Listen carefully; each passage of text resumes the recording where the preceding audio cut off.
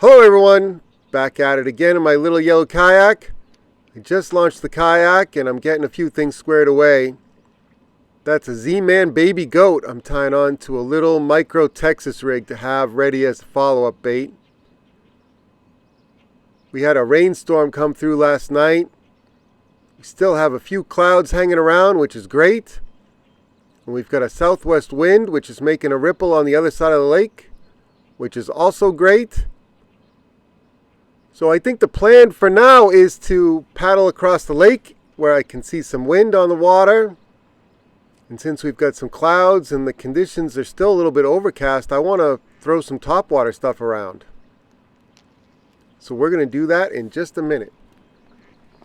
This part is always easier in fast forward mode, but I'm going to head on over to the eastern side of the lake.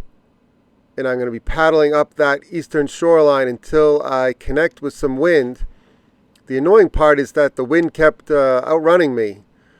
I'd move a little bit to catch up with the wind, and it seemed like they would move away from me. So I'm just chasing that wind line.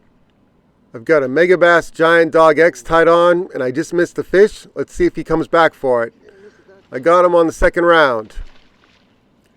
And this fish really did get all that bait. That tells me that they like the presentation, they like the color. All that is good, but he's got it way down. Well, it's really almost coming out of his gill plate. So I'm going to first put the lip grippers on him so I don't get stuck.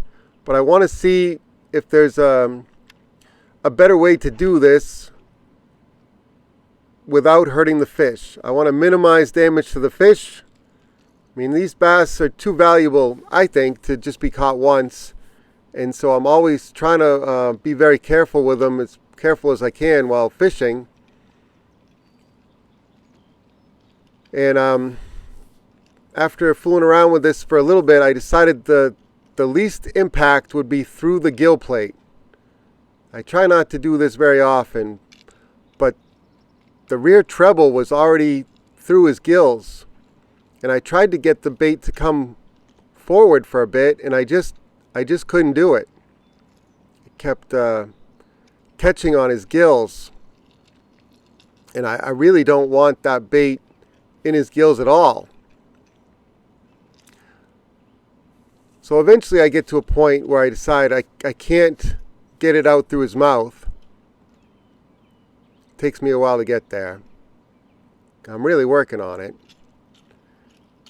And I'm going to cut the line and pass the whole bait against his gill plate. So not through the gills, between the gills and the gill plate. I got my handy Swiss Army knife out. He's not happy with me at all. And I passed the whole bait through his gill plate. And now he just had some line going through him, and the line just slides out. There's no hook attached anymore. And I picked my bait up out of the water, and now I just have to tie it on again with a loop knot. So it's a little bit more of a hassle, but I think it's better overall for the fish. The Megabass Giant Dog X really isn't a giant bait at all. It's kind of a strange name for it. It's a ½ ounce. It's about 100 millimeters. And it's very castable.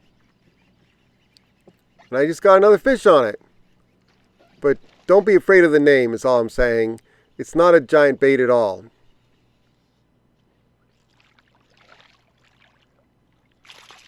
That one got all of it. Well, I guess he's caught by the tail hook. But he didn't miss it.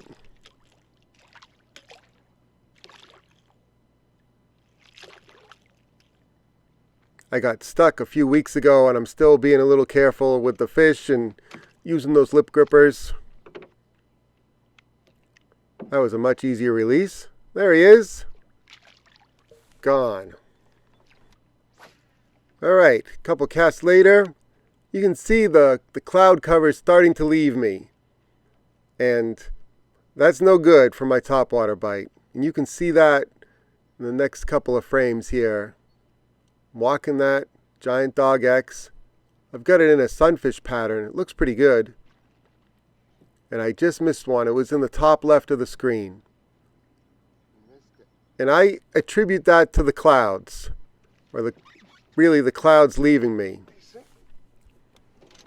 So I switched over to a Zoom Super Fluke in the albino color. I like this color on cloudy days, but I'm sort of losing my clouds here. But this is the bait that I had tied on. For partly cloudy, partly sunny conditions, I really like that electric shad color.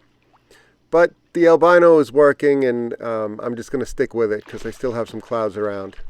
Hey, that's not a bad bass.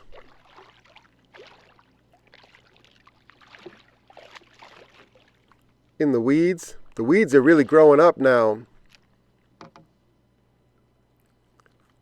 some point I might be able to fish a frog through this stuff. It's going to be too thick for the walking bait or the fluke even.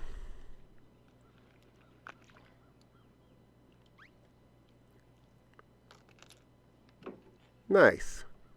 There he is. And there he goes. So I kept working my way along with the Super Fluke, and I've come up on a no wake marker buoy. And it's not a hazard buoy, it's just telling boaters to slow down through a channel here. But sometimes smallmouth like hanging out on, well, it could be anything. It could be a sailboat, it could be a swim platform. Anything that's in the water, they seem like they cozy up to. And so anything that's sticking out of the water, even if it's not marking any kind of underwater structure, I like to throw a few casts that way. And sometimes it pays off, like with a smallmouth. He's a nice one, nice and thick. He's been eating well. Gave me a nice splash goodbye too. Alright, I had a good morning out here with the Megabass Giant Dog X and a Super Fluke. Seemed like a pretty good 1-2 punch. But once those clouds started burning off and the sun was out and shining brightly, it seemed like my bite slowed down, and I didn't bring a lot of extra gear for fishing when the sun was out. Plus it's a little bit later in the morning now. Anyway, I like throwing that Megabass Giant Dog X around, or any kind of topwater really.